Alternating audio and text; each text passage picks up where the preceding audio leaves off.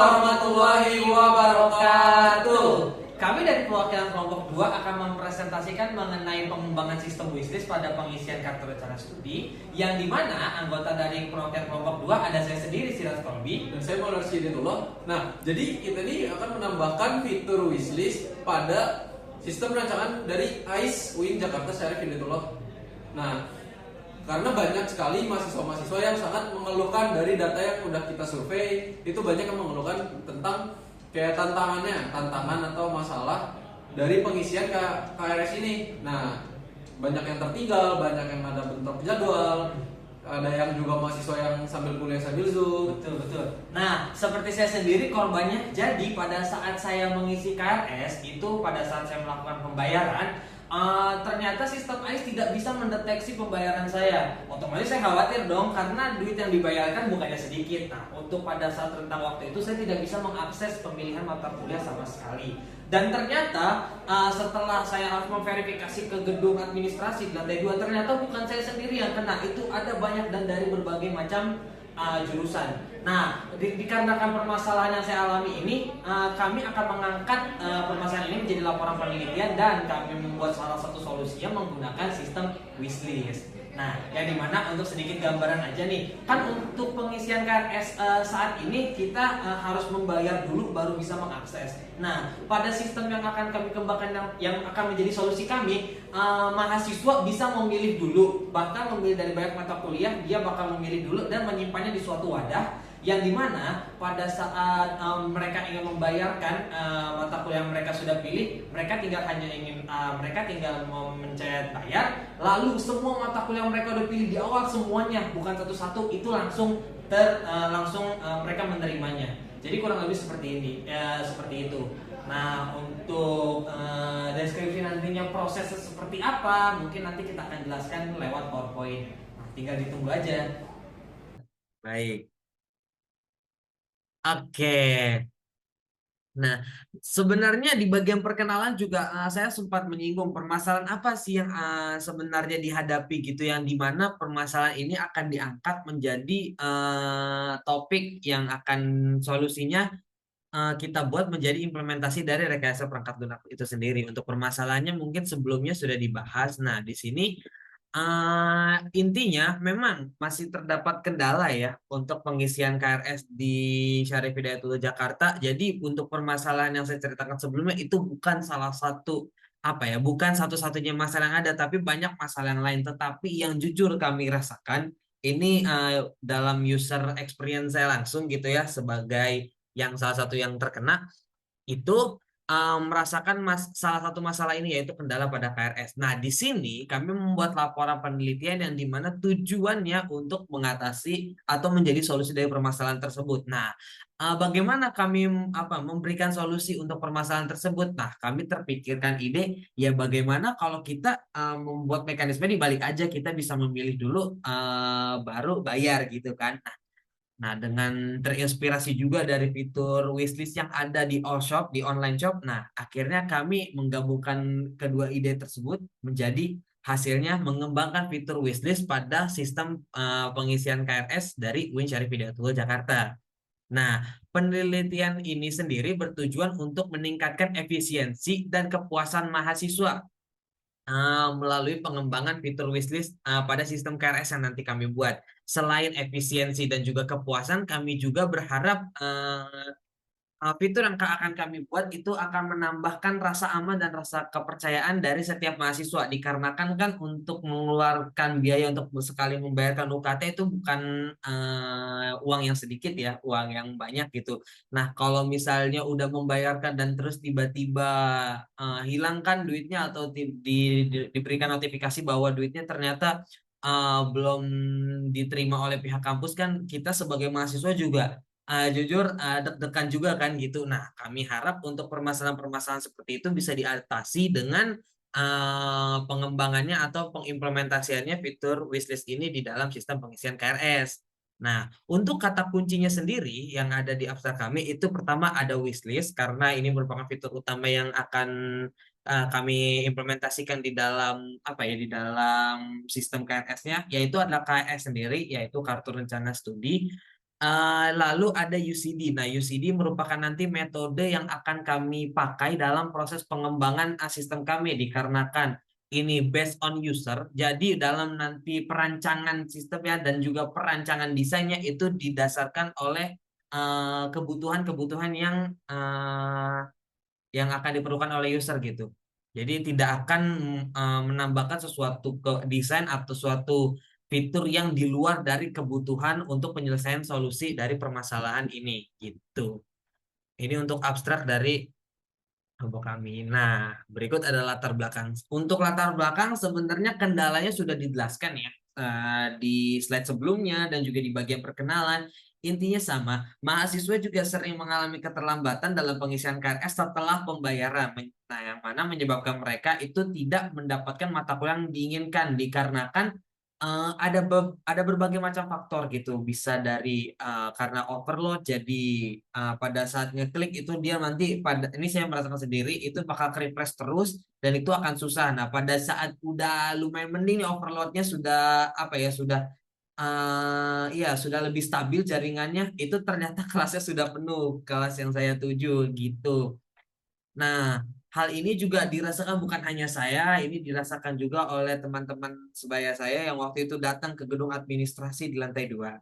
Nah, itu kendalanya dalam pengisian KRS gitu. Nah, lalu dampaknya apa? Nah, dampaknya sudah dijelaskan juga sebelumnya. Nah, lalu dari melihat kendala dan dampaknya, nah kami mengajukan solusi yang dimana kami mengajukan fitur wishlist ini kami harap bisa memungkinkan mahasiswa itu buat memilih mata kuliah yang diinginkan sebelum pengisian KRS dimulai. Nah, karena mungkin bagi yang belum tahu untuk pengisian KRS sendiri alurnya untuk di UIN Jakarta mungkin di kampusnya juga sama, tetapi saya tidak berani mengatakan soalnya kan saya tidak merasakan langsung gitu.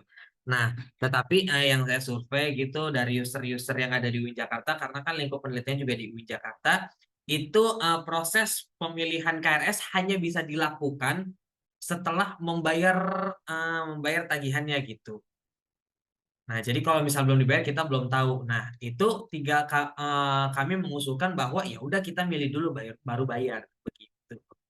Baik, bisa di next slide. Baik, nah di sini ada rumusan masalah. Nah, dari permasalahan yang kita dengar, yang tadi sudah saya jelaskan juga permasalahannya yang saya lihat dengan teman-teman saya lihat. Habis itu kami juga sudah membuat surveinya untuk apa ya, memperkuat lah kalau ini bukan dirasakan oleh segelintir orang tapi banyak.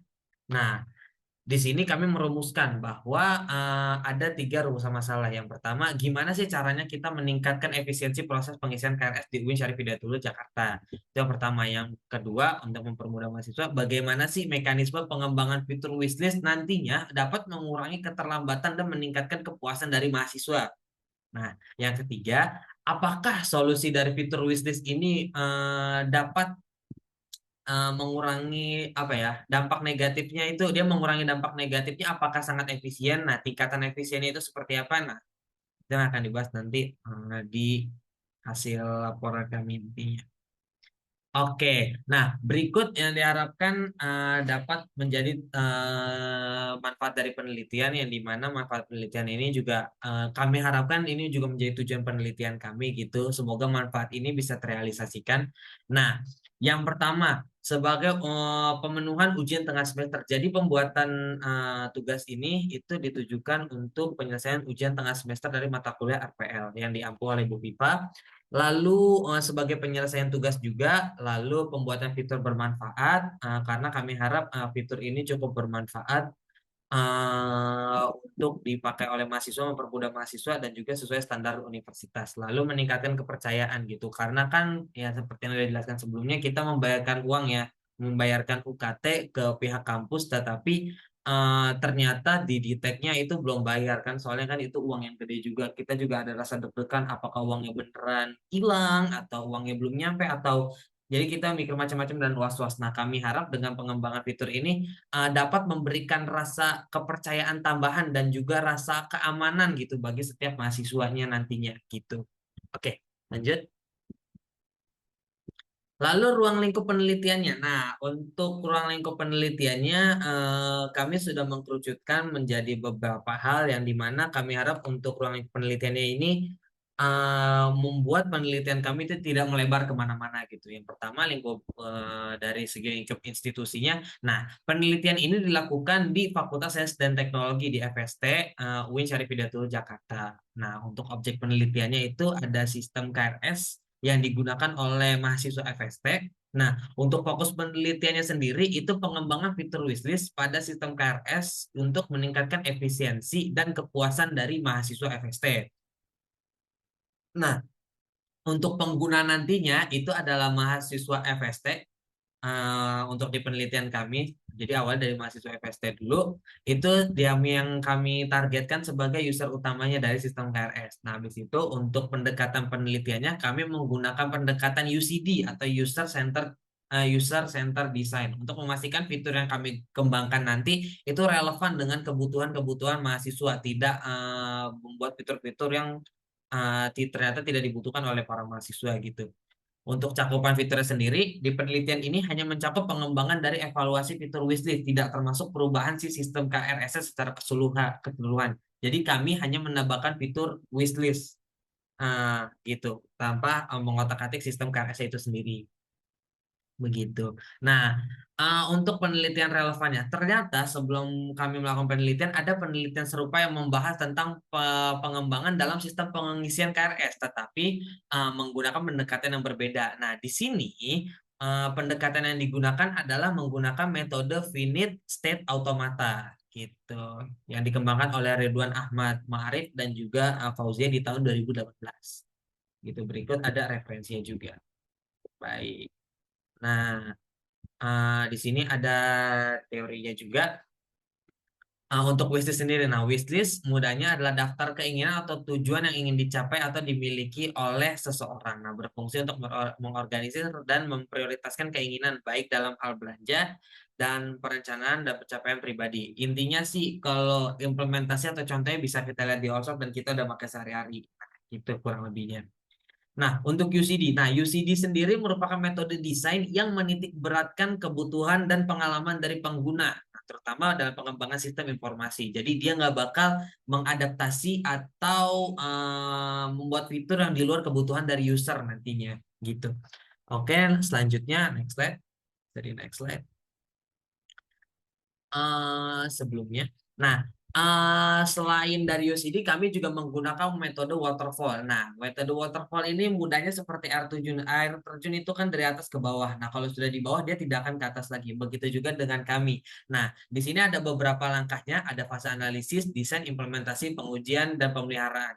Kalau misalnya tim kami sudah menyelesaikan fase analisis, lalu kami akan melakukan secara 100% di fase analisis gitu. Nah, kalau misalnya kami udah yakin analisis sudah terlewat, baru ke desain. Nah, pada saat kami masuk fase desain, kami tidak akan bisa masuk ke fase analisis lagi gitu. Nah, lalu di sini ada teori dari PHP. Nah, untuk PHP sendiri dikenalkan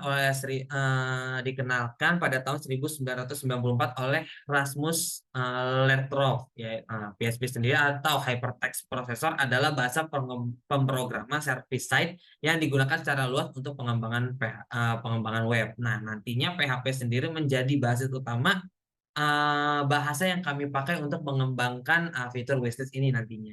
Baik, bisa next slide.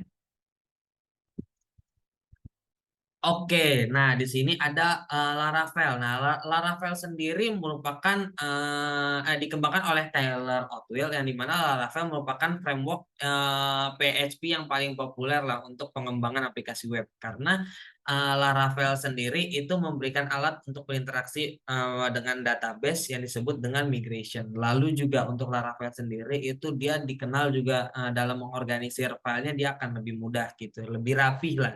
Makanya umum dipakai untuk Laravel. Lalu untuk database-nya, sistem basis datanya kami menggunakan PostgreSQL yang dimana untuk PostgreSQL sendiri merupakan basis data yang bersifatnya open source yang beserta kemampuannya itu bagus dibanding dengan basis data lainnya gitu.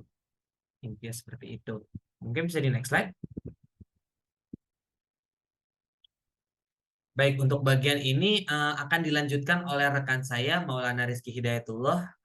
Untuk presentasinya dipersilahkan. Baik, terima kasih Siraj. Nah, selanjutnya kita masuk ke alur penelitian. Karena waktunya sudah terbatas juga, mungkin saya akan menjelaskan secara singkat. Nah, jadi di alur penelitian ini, kita itu menentukan idenya terlebih dahulu. Terus habis itu kita masuk ke fase pengembangan atau penambahannya ini. Nah, kita tuh dari penambahan itu, apa yang perlu ditambahin dan gimana cara nambahinnya. Terus secara kita juga mendiskusikan desain. Nah, jadi habis ke pengembangan, selesai pengembangan, kita tuh adakan fase evaluasi yang dimana kita itu untuk menyempurnakan penambahan fitur wishlistnya ini. Selanjutnya kita ke fase laporan atau yang fase yang terakhirnya. Nah, jadi alur penelitian itu kayak biar nggak melenceng ke yang lainnya dari tujuan awalnya kita gitu. Terus juga buat memudahkan kayak pembaca itu untuk memahami alurnya lah yang kita bikin.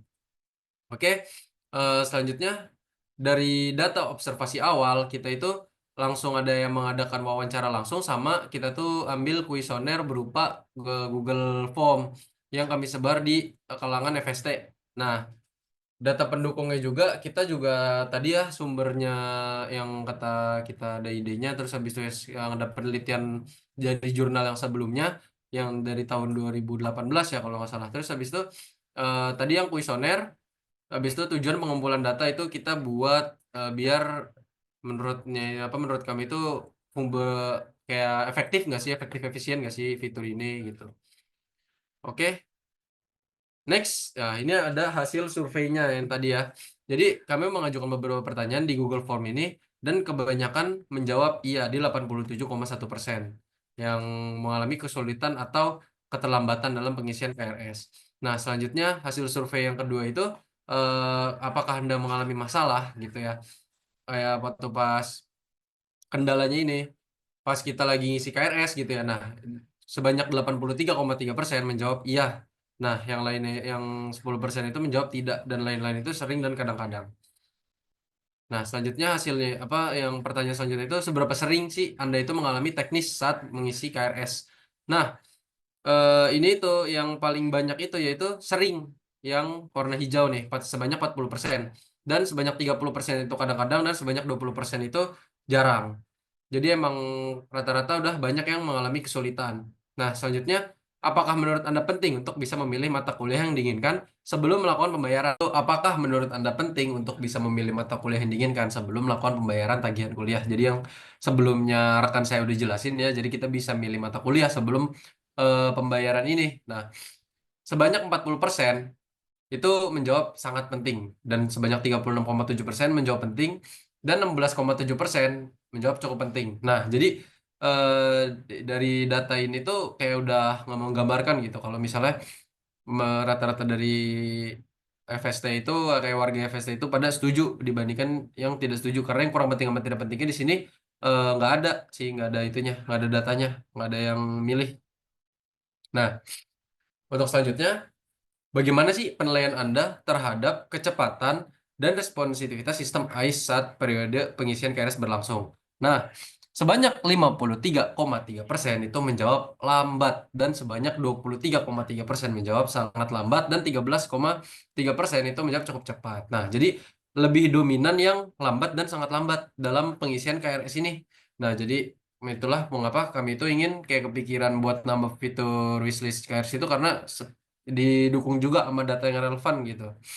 Mereka juga kebanyakan dominannya setuju dan akhirnya kita bikin program ini gitu. Nah, selanjutnya juga apa sih mekanisme wishlist ini bakal bermanfaat atau enggak? Nah, itu kita juga tanyain apakah metode kita ini juga bakal efisien atau enggak. Itu juga kita perlu feedback dari mereka. Menurut mereka tuh kalau misalnya begini tuh enak atau enggak gitu. Nah, sebanyak 36,7% itu menjawab bermanfaat.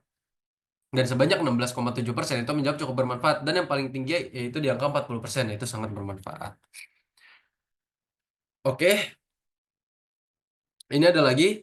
Jadi cukup banyak ya dan rata-rata menjawab iya dibanding menjawab tidak. Itulah mengapa data pendukungnya ini cukup relevan ya dengan komentar-komentar yang berbagai versi.